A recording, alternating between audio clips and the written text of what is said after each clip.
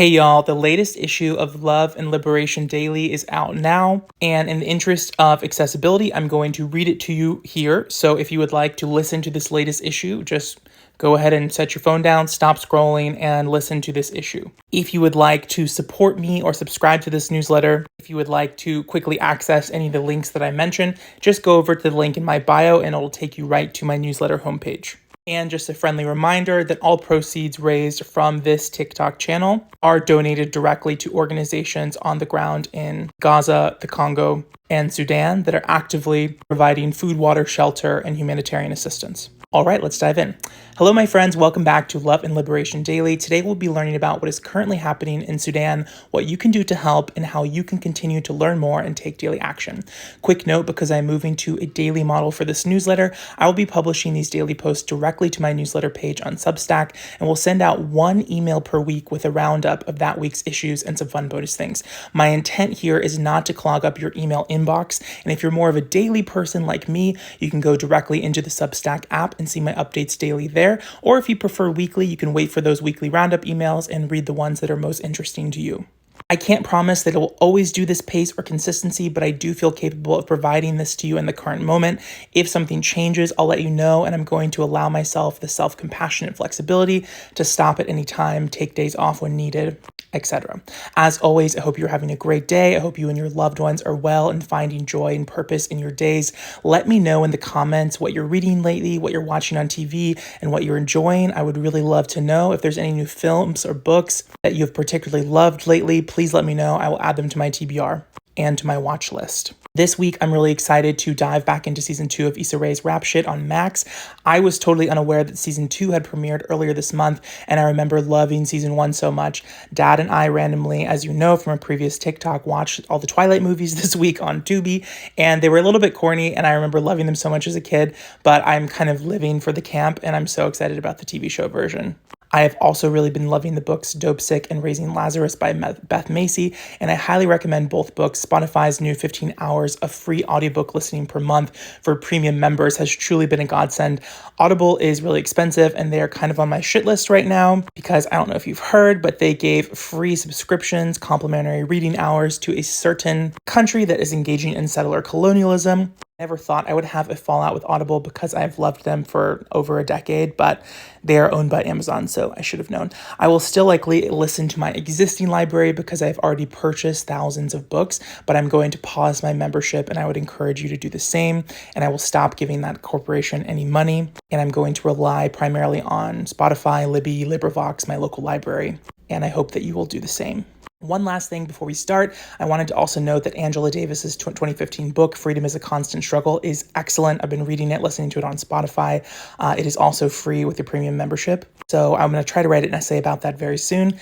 And that is enough about me. Let's dive in, and I'm wishing you love and liberation daily. So what is happening in Sudan? First, we need to take a moment to delve into the ongoing situation in Sudan, which has taken a sharp turn for the worse this year. Since April 15th of 2023, Sudan has been besieged by intense fighting between two factions within its military government, the Sudanese Armed Forces and the Rapid Support Forces. This isn't your typical conflict. It is a full-blown war with battles raging in the streets of Khartoum and the vast region of Darfur. The human cost is staggering, with an astonishing 5.8 million people forced from their homes in just a few months. The country has been caught in a vice grip, and international efforts to broker peace have barely made a dent. And as if this wasn't horrific enough, the economy has taken a nosedive, hitting healthcare and pushing the threat of hunger to alarming levels. Now to Darfur. The region's been through absolute hell for almost 2 decades, and the cycle of violence doesn't seem to ever stop. Villages have been torched, countless lives have been lost, and thousands upon thousands have been displaced, murdered, tortured, or worse. And we cannot forget about the Blue Nile region, where ethnic clashes have left a trail of death and displacement, trauma, and despair.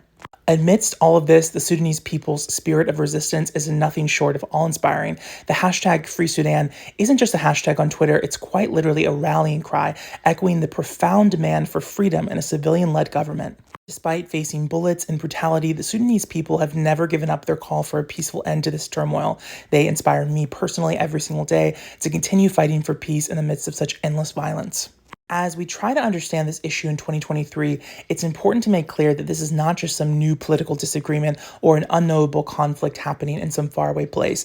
It's not complex, it is very clear. It is a straightforward case of egregious human rights violations. The Sudanese people are members of our human family, and when one of us is in pain, all of us are. When one of us suffers, we all do. This is a humanitarian crisis and a fight for basic human dignity, and we must pay attention, giving all of our love and support and help however we can to support the Sudanese people in their quest for peace and the freedom they so desperately deserve. So you're probably asking yourself, what can you do to help? In any revolution, it's important not to center your own voice, no matter how well-intentioned you are. Always ask yourself, what are the organizations and people that are already on the ground making a tremendous impact, and how can you aid them in their existing efforts? The most important thing, apart from spreading awareness on your social platforms, is donating money and volunteer time to these aid organizations directly, so that the people working have the funds for food, water, medical supplies, trainings, etc. Direct giving is almost always the best answer. Organizations and people need capital to build a self-determined life. Self-determination comes from gaining much needed and deserved social capital and monetary capital. So if you have capital to spare, please donate. Donate consistently, donate often. Here are some of the organizations that you might consider. So here are some of the Sudanese organizations that I found. We have community-based mutual aid groups. You can go to the link if you go through my link on my bio to see directly what these organizations are and learn more about the amazing efforts they have had. Also, the Sudan Doctors Trade Union. This is a link to the UK chapter, but there is also a chapter in Sudan itself, and you can read all about their tremendous work. The Sudanese resistance committees, these committees which played a vital role in the protests against the former leader, have been involved in filling the gaps left by international aid groups, particularly in terms of providing shelter and securing basic needs for the affected populations. You can click that link to read more and learn all about that organization and how you can support directly. You can also donate to respected international aid organizations like the United Nations World Food Program, Muslim Aid. Muslim Aid in particular was interesting to me. It was established in Sudan in 1991, and it has been offering emergency response and aid programs, including healthcare, economic empowerment, and water and sanitation facilities for literally decades. There is also the European Union Humanitarian Aid Organization. I've linked each of these so you can see the specific work they're doing and see which one is the best fit for you to donate. Now, going beyond just donating to the organizations that are doing great work on the ground, if you are like me, you want to understand more what led up to this moment. We sort of have a brief overview of this conflict, but you want to read books to understand what has been the history of Sudan, how have we gotten to this place, and where do we go from here. So here's a few books that you might consider. First, we have War of Visions by Francis Deng. This book is really praised for its in-depth analysis of the conflicts in Sudan.